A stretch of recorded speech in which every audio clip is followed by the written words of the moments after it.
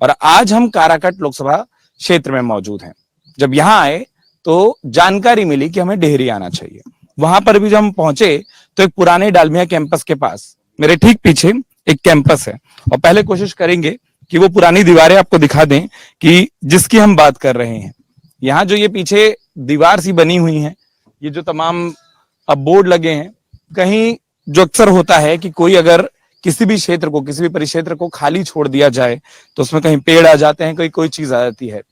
और ये डालमिया का कैंपस हमको बताया गया कि एशिया के सबसे बड़े कैंपसों में से एक था, जो अलग अलग तरीके के प्रोडक्ट बनाता था, और उसके कारण इस पूरे इलाके और आसपास के इलाके तक को और वहां के कई सारे लोगों को रोजगार मिलता था।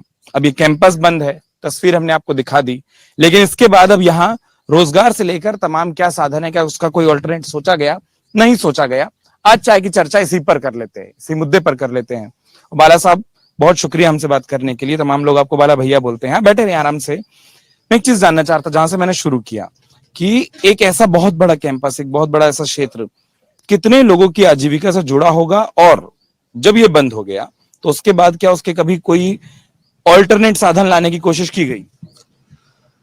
धन्यवाद, आप यहाँ आए और एक जमीनी स्तर पे आपने एक सर्वे का काम शुरू किया है, बहुत अच्छा लगा। रोहतास इंडस्ट्री बिहारी नहीं, भारत के सबसे पुरानी इंडस्ट्रीज कैंपस में ये था। 1932 में यहाँ पहली फैक्ट्री की नींव रखी गई थी, और उसके बाद से धीरे धीरे यहाँ बहुत से प्रोडक्ट्स बनने लगे। 7 प्रोडक्ट्स एक ही रूफ के नीचे बनते थे। सीमेंट था, वनस्पति था, पेपर था, स्टील फाउंड्री उसकी अलग थी, अपना इसका पावर हाउस था, बहुत कुछ था यहाँ पे, और अच्छे से चलता रहा। लेकिन कुछ इंडस्ट्रियल पॉलिसी की कमी के चलते, कुछ राजनीतिक कारणों के चलते इंडस्ट्री बंद हो गई। 1984 में ले ऑफ हुआ, ले ऑफ के बाद फिर लॉकआउट हुआ, लॉकआउट के बाद फिर वो पूरा ही बंद हो गया। और स्थानीय स्तर पे लोगों ने यहाँ बहुत कुछ किया, आंदोलन भी किया, रेल रोको भी किया, सब कुछ किया, लेकिन उसके बावजूद सरकार की उदासीनता और बिहार सरकार के पास कोई इंडस्ट्रियल पॉलिसी नहीं थी कि हम इंडस्ट्री को रिवाइव कैसे करें। और उस समय जो शर्तें रखी गई थी, उस समय के जो तत्कालीन मुख्यमंत्री हुआ करते थे चंद्रशेखर सिंह के समय में, ये बातें ज्यादा उभर के सामने आई थी कि भाई इंडस्ट्री को हम रिवाइव करने के लिए कुछ पैसा दें। थोड़े से पैसे दिए गए, और उस पैसे के आधार पे फिर से इसको बिहार सरकार ने अपने एक आईएएस ऑफिसर्स को यहाँ पे बिठा करके रिहेबिलिटेशन का काम किया। थोड़े दिन प्लांट को चलाया जा सका, कुछ प्लांट्स को, पूरे प्लांट्स को नहीं चलाया जा सका। उसके बाद फिर वो पैसे के अभाव में, और मशीनें पुरानी हो चुकी थी, ओल्ड मॉडल की चीजें थी, वेट प्रोसेस का सीमेंट था, इंडस्ट्री नहीं चल सकी।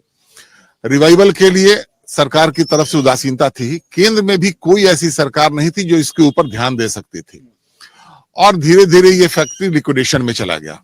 लिक्विडेशन का मतलब ही था कि पूरे इंडस्ट्री को बेच करके और जो भी क्रेडिटर्स है उनका पैसा वापस करना है। और उसके बाद अंधकार छा गया, पूरा नगर वर्षों यहाँ पे अंधेरे में रहा है।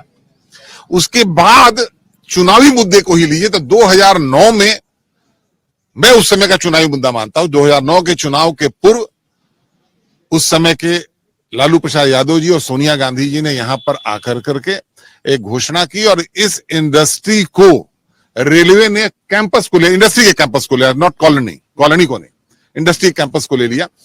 और हुआ कि यहां पे रेलवे का high axle beam, coupler industry बनेगी, एक उम्मीद जगी। लेकिन वो वायदा तुरंत साबित हुआ कि ये चुनावी वायदा था। उस समय कुछ नहीं हुआ। 2014 में एनडीए की जब सरकार आती है और उपेंद्र कुशवाहा यहाँ पर नुमाइंदगी करने आते हैं, उस समय फिर एक एक्सपेडाइट हुआ, तो हम लोगों को लगा कि चलिए चुनावी मुद्दा ये नहीं बनेगा और शायद हम लोग कुछ कर लें। 2014 में यहाँ पर आया और कंटेनर यार्ड के लिए यहाँ पे सर्वे हुए, नक्शे उक्से सब बन गए और बहुत कुछ एक्सपेडाइट किया गया, और 10 करोड़ का एक टेंडर निकाला गया जो इसको कनेक्ट करता था मेन लाइन से, डेडिकेटेड फ्रेट कॉरिडोर से। उसके बाद उपेंद्र कुशवाहा जी यहां से रिजाइन करके निकल जाते हैं और फिर ये ठंडे बस्ते में चला जाता है। वो तो बड़ा मुद्दा था ही, वो तो निकल चुका था, इंडस्ट्री तो समाप्त हो चुकी थी। राइट्स ने इस इंडस्ट्री को लेकर के कबाड़ पूरा बेच करके उसको प्लेन कर दिया था। अब यहाँ पे रेलवे को कारखाना लगाना था, लेकिन बिहार के अंदर से किसी ने भी इस पे बहुत बड़ा पहल नहीं किया कि इंडस्ट्री 14 के बाद फिर वो सब ठंडे बस्ते में चला गया। सबसे बड़ा मुद्दा यहाँ पे उभर करके फिर आया, ये कॉलोनी में इतने क्वार्टर्स थे जिसमें लोग रहते थे, अपनी जीविका कहीं कहीं ढूंढ चुके थे। अब इस इंडस्ट्री पे तो कोई आश्रित था नहीं, लोग ढूंढ चुके थे। उस पूरे कॉलोनी को खाली कराने की एक प्रक्रिया चालू हुई 2-3 साल पूर्व से, और एक साथ ही ये ऑर्डर हुआ कि पूरी कॉलोनी को खाली कर देना है। पूरे लोग यहाँ आंदोलनरत हो गए। उस पीरियड में भी यहाँ के स्थानीय निवर्तमान सांसद या विधायक किसी ने भी यहाँ के लोगों की सुधि लेने की कोशिश नहीं की कि भाई इतने सारे लोग जाएंगे कहां। और हम लोग आंदोलनरत थे यहाँ पे इसी ग्राउंड के अंदर। सिर्फ और सिर्फ 2 अभी हम पूर्व सांसद के हैं, औरंगाबाद के सुशील सिंह और उपेंद्र कुशवाहा यहाँ आए और कहे कि हम आप लोगों का साथ देंगे, हम पेपर्स को ऊपर तक लेके जाएंगे। लेकिन आसरा हम लोगों का कोर्ट से था, और लास्ट में यहाँ के लोग ही लड़ते लड़ते कोर्ट से आज ये स्टे लेकर के आए हैं कि बिकेगा तो यहाँ के एम्प्लॉय को प्रायोरिटी मिलेगी, वो खरीद सकते हैं। पूर्व में था कि सबको खाली कर देना है।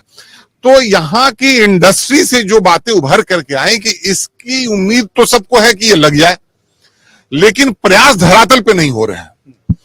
केंद्र की सरकार जो है, आज यदि केंद्र की सरकार मजबूती से खड़ी है और वो आती है, उसके नुमाइंदे यहां से भी जीतते हैं, तो मैं उम्मीद करता हूं कि एक मजबूत सरकार है और वहां तक हमारी बात यदि पहुंचे तो इस इंडस्ट्री को फिर से रेलवे अपने अंदर में लेकर के चला सकती है। और बखूबी आपने पूरा वो उस घटनाक्रम को बताया। मैं कुछ और लोगों से अगर समझूं, बात करूं, साहब आपसे पूछता हूं, जैसे उन्होंने बताया ना कि 2 पहलू आते हैं उस पूरे जवाब में। एक कि कितने ऐसे लोग होंगे जो रोजगार के लिए इस इंडस्ट्री और इस कैंपस पर निर्भर होंगे और वो फिर दूसरे साधन ढूंढने लग गए, और दूसरा इस पूरे कैंपस में, इस पूरे क्वार्टर जो सारे घर बने हुए हैं जिसको एक नोटिस आया, जो कानूनी लड़ाई आप लड़ रहे हैं, यहाँ रहवासी कुल कितने हों? यहाँ कम से कम अभी 5,000 आदमी रहते हैं, और उनके साथ जुड़े हुए बहुत सारे लोग रहते हैं, और वो अपना दूसरा कार्य ढूंढ चुके हैं।